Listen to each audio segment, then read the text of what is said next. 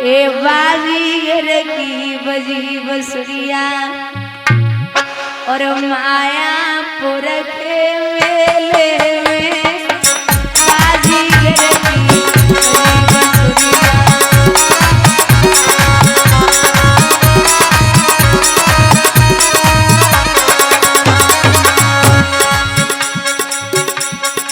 ये कौन है?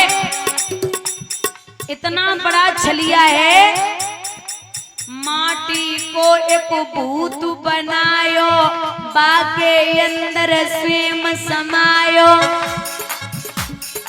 इसने एक इंसान रूपी पुतला बना दिया, उसके अंदर स्वयं प्रवेश हो गया।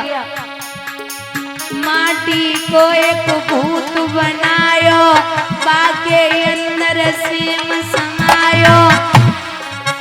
ऐसो गुड़कल वेले में बाजीगर की बजी बसुरिया।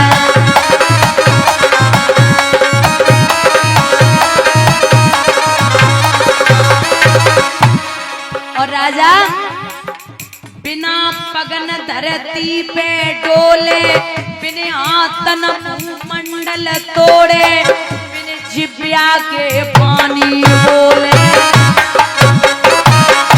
ये ऐसा है तो कुछ भी कर सकता है। बोले कौन? बोले जो ये बेटा है, बिना पगन धरती पे डोले, बिन तन भूमंडल तोड़े, बिन जिब्या के पानी बोले। ऐसो जोरो अकेले में बाजीगर की बजी बसुरिया।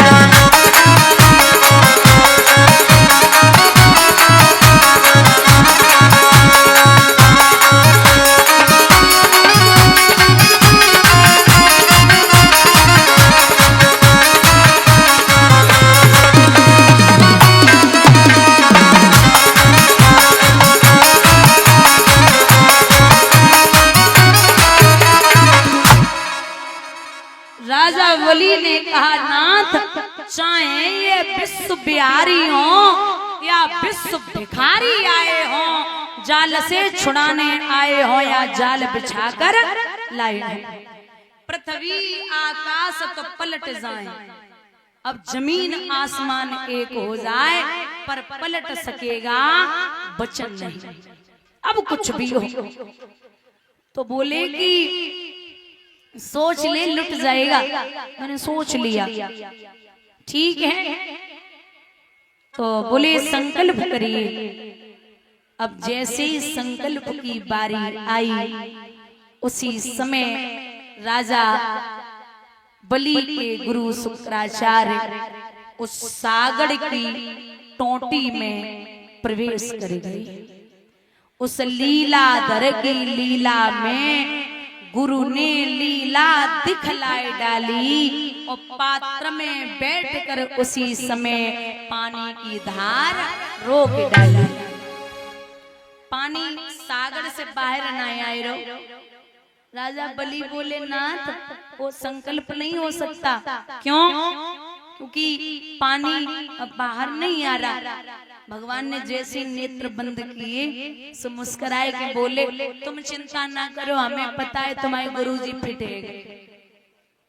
तो उस लीलाधर की लीला में प्रभु ने लीला दिखलाई डाली, और कुशकी नोक चला करके जट बाई आंख फोड़ डाली।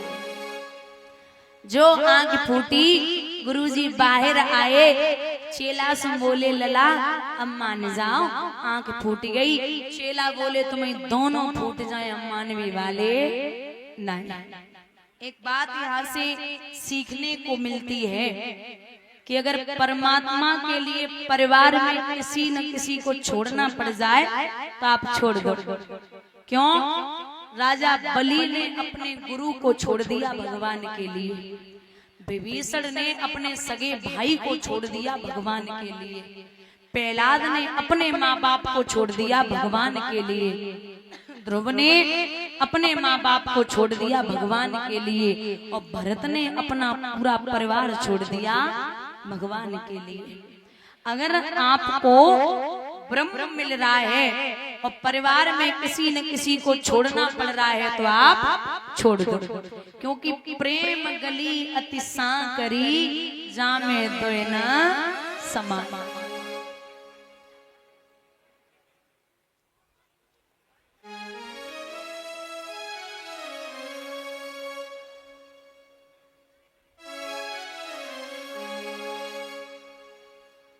बोले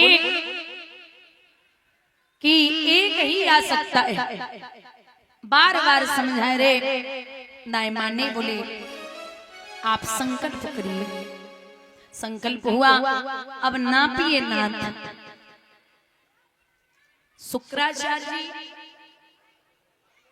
दैत्यों के गुरु थे और बाबा नारद जो है ये देवताओं की संगति करते और दैत्यों के भी साथ में कहीं न कहीं से घूम के उनका भी साथ दे देते, लेकिन ऐसा साथ नहीं देते थे कि उनका अच्छा हो। देवताओं के गुरु हैं बृहस्पति जी। एक दिन एक छोटी सी कथा आती है कि बाबा नारद को थोड़ा सा अहंकार हुआ कि मैं बड़ा तेजस्वी संत हूं।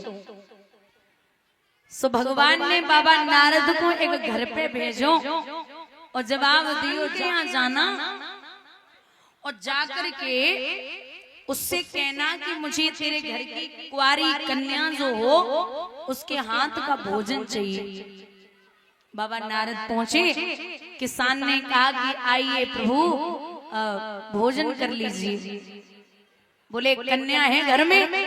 किसान बोला कन्या तो नहीं, और कन्या तो छोड़ो कोई संतान ही नहीं है, मैंने संतान हूं।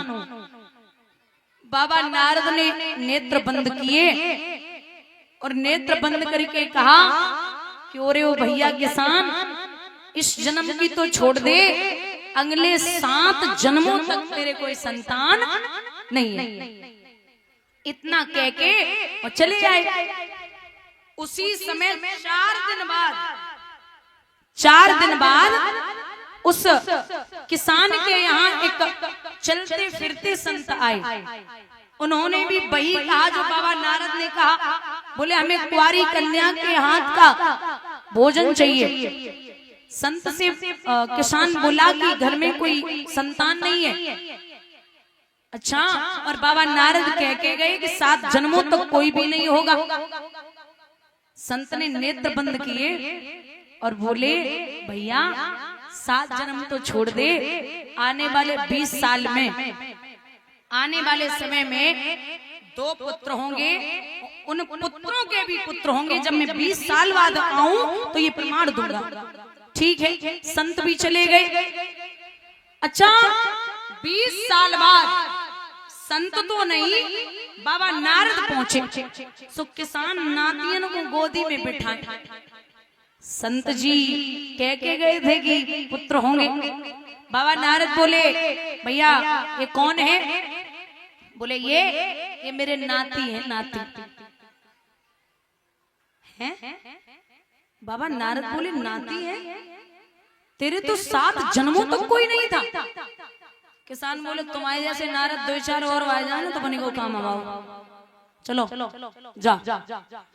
नारद बाबा गुस्से में वापस आए और वापस आके भगवान विष्णु से बोले कि नाथ, तुमने मुझसे कहा था कि उस किसान के 7 जन्मों तक कोई संतान नहीं होगी, और उसके तो एक चलते फिरते संत ने कह दिया कि पुत्र होगा, पुत्र भी हो गए, नाती भी है। भगवान कुछ नहीं बोले और अपने हृदय पे हाथ रखा और हृदय पे हाथ रख के बड़ी तेज चिल्लाई, अरे वो नारद! नारद कौन थे? संत ही थे। बोले अरे वो नारद, हमें एक काम करो, हृदय में बड़ा दर्द हो रहा है, हृदय फटा जा रहा है दर्द की वजह से। किसी संत का अगर हृदय मिल जाए तो वो मुझे लेकर के सामने रख दो, और मैं आपको जानता हूँ, पहचानता हूँ कि आप इतना छोटा सा काम कर दोगे तो हमारे हृदय का दर्द बंद हो जाएगा। बाबा नारद ने एक पल देर नहीं लगाई। वहां से दौड़े और दौड़ करके जो संत कह के गए थे कि तेरे यहाँ संतान हो जाएगी, वो संत जंगल में बैठे थे, उसी के सामने जाकर के कहा कि जल्दी उठिए, अरे आप तपस्या बाद में कर लेना, मेरे मालिक, मेरे प्रभु, मेरे नाथ के हृदय में दर्द है, कलेजा निकाल के दे दो। एक पल भी देर नहीं लगाई, संत ने सीधा प्रहार किया कलेजे पे, तो भगवान ने हाथ पकड़ा, क्या कर रही हो? बाबा नारद ने जो भगवान को देखो, बोले वो तो छोड़ो, क्या करे, तुम यहाँ क्या कर रहे हो? अरे तुम्हारे तो हृदय में दर्द था, तुम यहाँ क्या लेने आए हो? भगवान बोले हमारे हृदय का दर्द बंद हो गया। बोले क्यों? बोले इसलिए हो गया है नारद, तुम हमें ये बताइए कि मैंने जब तुमसे ये कहा था कि हमें संत का हृदय चाहिए, तो पहले तो ये बताओ तुम कौन हो? जब मैंने तुमसे ये कहा था कि हमें संत का हृदय चाहिए, तो पहले तो हमें इसका जवाब दो कि तुम कौन हो? बाबा नारद बोले मैं भी एकदम तेजस्वी संत हूँ, हम सबसे बड़े संत हैं। तो भगवान बोले फिर तुम्हें भागने की तो जरूरत ही ना आती, तुम अगर चाहते तो खड़े खड़े अपना हृदय निकाल के हमें दे सकते थे, तुम फिर भागे क्यों? अरे अगर तुम्हें भागने की जरूरत पड़ गई तो तुम ये भूल भी जाते हो कि तुम संत नहीं हो, इसीलिए तुम्हारी बात मिथ्या हो सकती है, लेकिन ऐसे संतों की बात कभी मिथ्या नहीं होगी। भगवान ने बांग घमंड दूर किया। बोले देखो नारद, हमेशा ये नहीं देखना है कि हम जैसा तेजस्वी संत दुनिया में कोई दूसरा नहीं है। बोलिए गोविंद भगवान की। ये तो मुझे भी पता है कि संत न होते जगत में तो जर मर तो संसार। मैं हमेशा समझाती हूँ कि असली संत वो है जिसे कभी क्रोध न आए, जो सामने वाले को समझ ले कि किस प्रवृत्ति का है। एक संत जी गंगा स्नान करने के लिए गए, तो जैसे डुबकी लगाई और बाहर निकले तो एक बिच्छू बहता हुआ जा रहा था। बिच्छू को देखा, विचार किया कि ये मर जाएगा, पता नहीं कहाँ जाए, इसको बचाना चाहिए। तो संत जी ने वो बिच्छू पे हाथ चला दियो बचाए के लिए। बिच्छू को काम का होवे डंक मारना, तो जैसे ही हाथ लगाया तुरंत उसने डंक मारा, एकदम छूट गया। बिच्छू जिसको काटता है ना वही जानता कितना दर्द होता है। एक बार छूटा, दूसरी बार फिर ताकत लगाई, फिर उसने वही काम किया। तीसरी बार फिर ताकत लगाई कि मर जाएगा, उसने तीसरी बार वही काम फिर किया। एक व्यक्ति खड़े खड़े देख रहे थे। महात्मा से बोले कैसे महात्मा हो? अरे जब ये तुम्हें तकलीफ दे रहा है, जब तुम्हें ये दर्द दे रहा है, तो इसे जाने दो, ये मरे चाहे जिए तुम्हें क्या फर्क पड़ता है? तो संत मुस्कुराए के बोले कि जो जाको काम है ना वो जे कर रहे, हमाओ काम जो है वो हम कर रहे। जाको काम है दर्द देवो और हमाओ काम है दया कर। वो दोनों में गलती है, कहूँ कि ना दोनों अपनो अपनो काम कर रहे। बोलिए गोविंद भगवान की। तो संत का हृदय बड़ा शांति प्रिय होना चाहिए। यहाँ जब भगवान ने एक कदम में आकाश पाताल तीनों लोग नापे, दूसरे कदम में 14 भवन, सब ब्रह्मांड को नाप दिया। अब तीसरे कदम की जगह नहीं है, तो इतने क्रोध में है हमारे ब्रह्म। क्रोध में आगे बढ़े। राजा बलि की पत्नी का नाम है विंध्यावती, बहुत चालाक है। बोली इधर आइए, इतना गुस्सा क्यों कर रहे हो? बोले इसलिए कर रहा हूँ कि मुझे तीसरे कदम की जगह नहीं मिल रही है।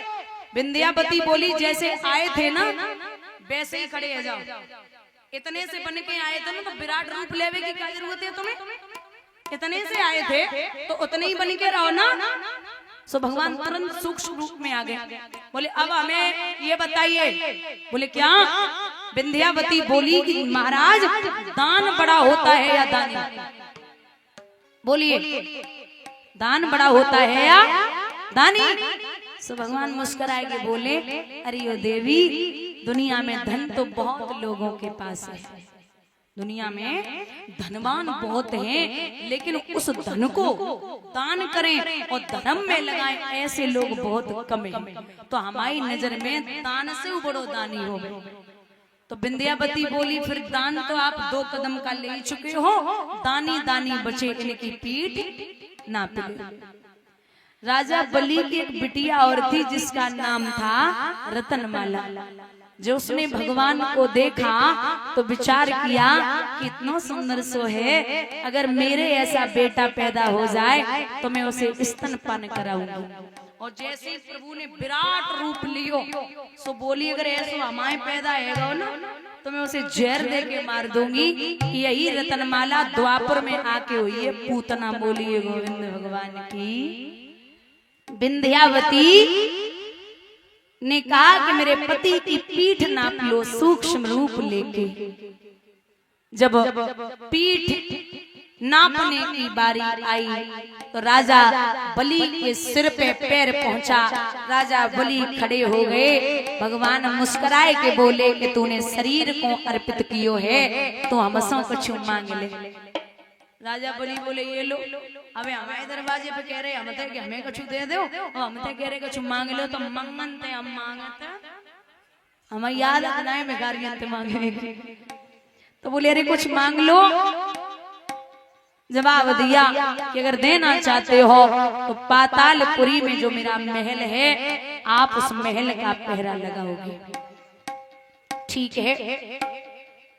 अब भगवान घुटवन तक दोहरी इकट्ठी कर रहे। मैया लक्ष्मी के पास नाए पहुंचे सो मां परेशान है। बाबा नारद बोले मैया जी हमें लग रहा तू चिंता में है। बोले हूं ना। क्यों? जे 1 महीना है वो आए ना। बाबा नारद बोले तो को पता ना उनकी नौकरी लग गई। बोले तो तनख्वाह कितनी है? बोले चमन नहीं होना है। बोले अच्छा छुट्टी महीना पे है? बोले छुट्टी होना। बोले अच्छा तो नौकरी से फिर ये फ्री कब होंगे, मतलब आएंगे कब घर पे? बोले कोई भरोसा ना। बोले जब नौकरी में कुछ फायदा ना है तो जो नौकरी काय काम की है। बाबा नारद बोले उन्हें बड़ो आनंद आवे भक्तन को सताए हुए में। और वो भी कहते हैं कि भक्तन ने मोह को नाना भांति नचाया। अगर तुम्हें बचाना है ना तो जाइए। तुम्हें बचाना है ना तो जाइए। एक बुढ़िया भैंस धारण करिए और जाकर के पहुंचना। रक्षाबंधन का समय है। आप राजा बलि की कलाई में राखी बांधना और जब दक्षिणा की बारी आए तो आप अपने पति को मांग लेना।